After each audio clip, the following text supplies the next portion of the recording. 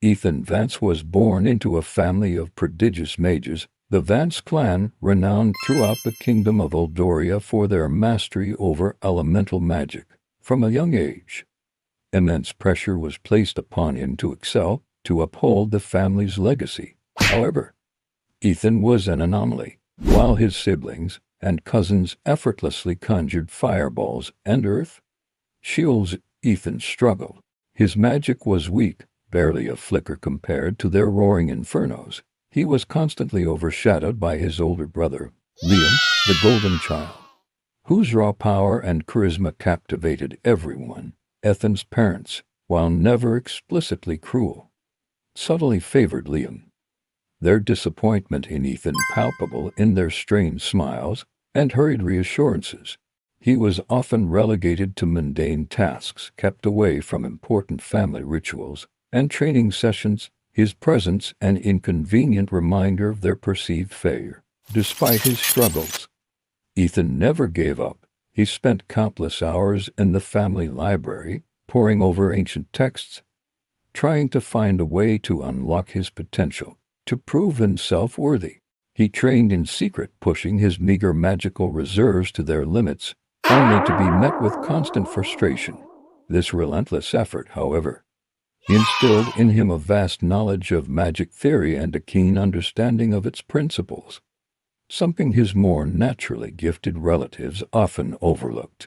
His only true comfort was his younger sister, Lily, who, despite her own budding magical talent, always offered him kind words and a sympathetic ear.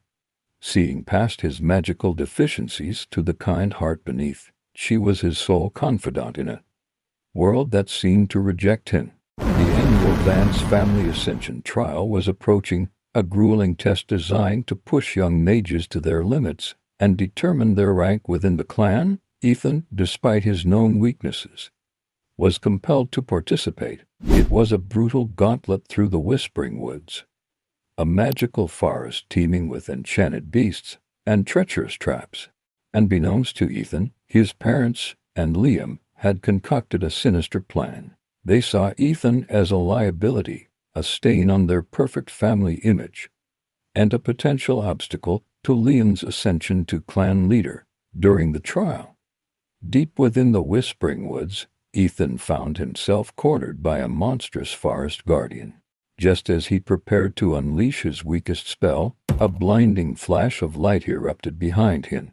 He turned to see Liam, not coming to his aid, but aiming a powerful, destructive spell directly at his back. His parents watched from a hidden vantage point, their faces devoid of emotion.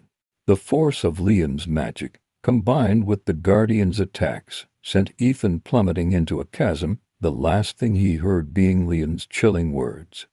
The Vance name will not be tarnished by weakness. He hit the bottom, darkness consuming him, a searing pain in his heart far worse than any physical injury. His last thought was of Lily and a bitter, unyielding desire for justice. Ethan awoke not to pain, but to an ethereal silence. He was in a vast, starless void, a place beyond time and space.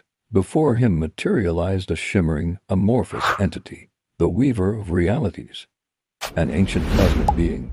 The Weaver explained that Ethan's pure heart, despite his weakness and the profound injustice he suffered, had resonated with the very fabric of existence. It offered him a choice: fade into oblivion or be reborn with abilities beyond mortal comprehension. Overwhelmed by the desire for vindication and to protect Lily, Ethan chose rebirth. The Weaver imbued him with an unimaginable power, not just elemental magic, but control over the very essence of reality, void manipulation.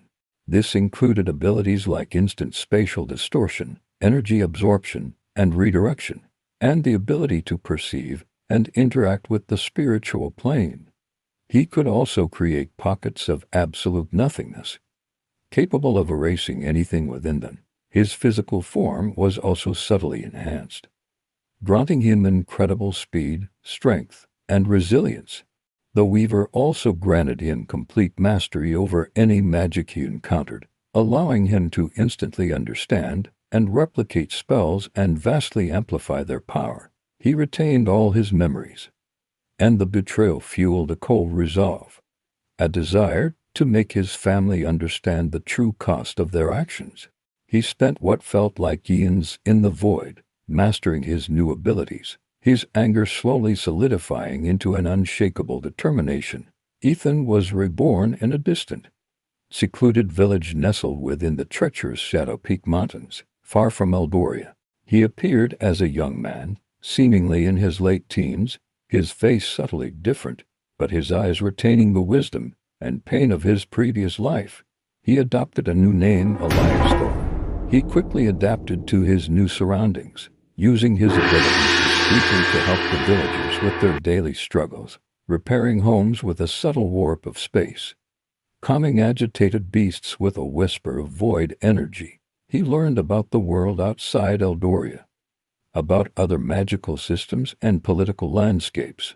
He discovered that the Vance family's influence was vast, extending beyond Eldoria's borders. He spent years honing his powers, learning to control the overwhelming might of void manipulation, shaping it to his will. He also dedicated himself to martial arts and strategy, refusing to rely solely on his magic. He knew a direct confrontation would be foolish, and he needed a meticulous plan. Elias also started secretly gathering information on the Vance family, meticulously tracking their movements, their alliances, and their weaknesses. He discovered that his parents had publicly mourned his death, spinning a tale of a tragic accident, and Liam had indeed ascended to a position of power, solidifying his control over the clan. He also learned, through whispers and distant magical echoes, that Lily was still alive, but felt a deep, unspoken sadness. Elias, now a formidable and enigmatic figure, began to subtly disrupt the Vance family's operations. He would intercept their clandestine shipments of rare magical artifacts, leaving behind a calling card of disoriented guards and strange, cold voids where the goods once were. He would subtly interfere with their political machinations, causing alliances to crumble and treaties to unravel. He never revealed himself, preferring to work from the shadows, his actions attributed to a phantom threat, a growing legend known only as the Void Walker. The Vance family, particularly Liam, grew increasingly paranoid. Their magic, once so potent, seemed to falter in the presence of this unknown force. Liam's spells would sometimes fizzle, his attempts to scry would be met with an impenetrable darkness. Ethan reveled in their growing unease, watching their carefully constructed empire begin to crack. He meticulously planned each move, always ensuring he left just enough of a trace to instill fear, but never enough to reveal his true identity.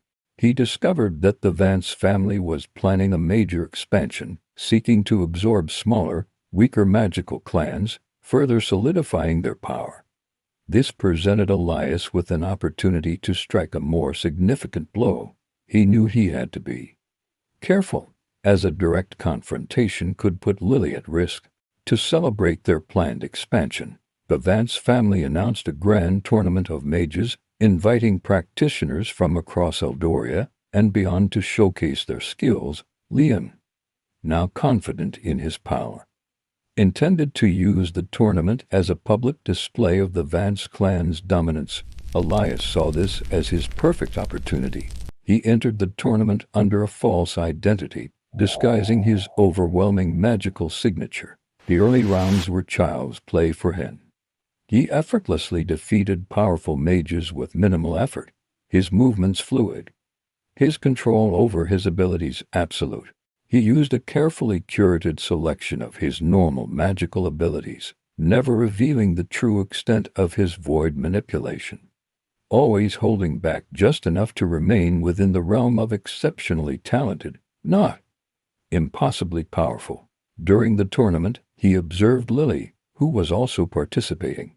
She had grown into a skilled mage, but there was a weariness in her eyes, a shadow of the vibrant girl he remembered. He felt a pang of longing, but he knew he couldn't reveal himself yet.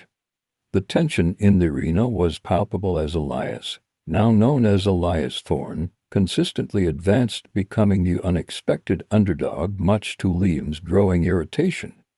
The final round pitted Elias against Liam. The arena crackled with anticipation.